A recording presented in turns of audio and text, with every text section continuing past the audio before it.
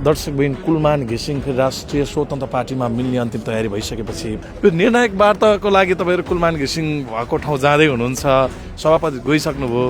आजको वार्ताले फेरि अर्को अनुहार राष्ट्रसभामा प्राप्त हुँदैछ। राष्ट्रिय स्वतन्त्र पार्टीले सुरुवात गरेका हरेक अभियान सकारात्मक हुन्छ, हजुरलाई यति भन्छु। हर्क सम्पाङले किन गाली गरिरहनु भएको छ? कुलमान घिसिङसँगको वार्ता कहाँ पुग्यो सभाजी भनिदिनुहोस् न। त्यही हो, वार्ता के हुँदैछ भन्नु म जाँदैछु, त्यसपछि भन्छु। भन्नु न, के वार्ता कस्तो होला? आजको अन्तिम वार्ता हो, निर्णायक वार्ता हो। राष्ट्रिय स्वतन्त्र पार्टीले सुरुवात गरेका हरेक अभियान सकारात्मक हुन्छ, हजुरलाई यति भन्छु। हर्क सम्पाङले किन गाली गरिरहनु भएको छ? नेपालमा लोकतन्त्र छ, वाक स्वतन्त्रता छ, त्यसकारणले सबै कुराले कानुनभित्र बसेर, संविधानभित्र बसेर, अनुशासनमा बसेर बोल्न पाइन्छ। म अनुशासन नगुमाउन सबै नेपाली नागरिकलाई अनुरोध गर्न चाहन्छु। वार्तामा बोलाउने तयारी के हुँदैछ हर्क सम्पाङसँग? यता जाउँ कि यता यता अर्को सभापति खोजौँ।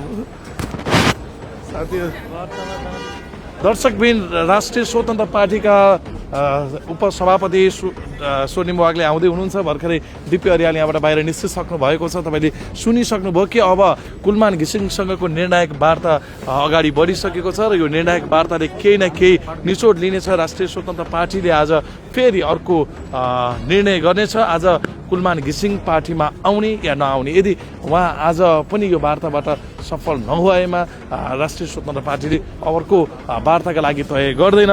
अब यो नै निर्णायक वार्ता हुनेछ भनेर यति बेला अगाडि बढिसक्नु भएको छ डिपी अर्याल। र डिपी अर्यालले के पनि भन्नुभएको छ भने वार्ताका लागि हामी अगाडि बढिसक्यौँ। यो वार्ताले कस्तो खालको रिजल्ट ल्याउला त्यो आफ्नो ठाउँमा छ। के हुँदैछ बैठक र आज फेरि कुलमानसँग निर्णायक वार्ता हुँदै रहेछ, थोरै भनिदिनुहोस्।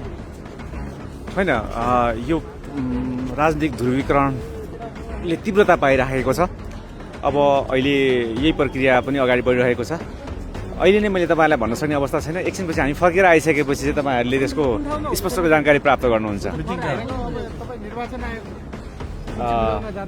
होइन, निर्वाचन आयोग चाहिँ अरू जाँदै हुनुहुन्छ। अब तपाईँ वार्तामा जाँदै वार्तामा जाँदै वार्ता कुन ठाउँ? यो होइन, गाडी यो होइन, उपसभापति जाउँ न। उपसभापति यहाँ त हामी पनि तनाव। यो निर्णायक वार्ताको लागि तपाईँहरू कुलमान घिसिङ भएको ठाउँ जाँदै हुनुहुन्छ, सभापति गइसक्नुभयो।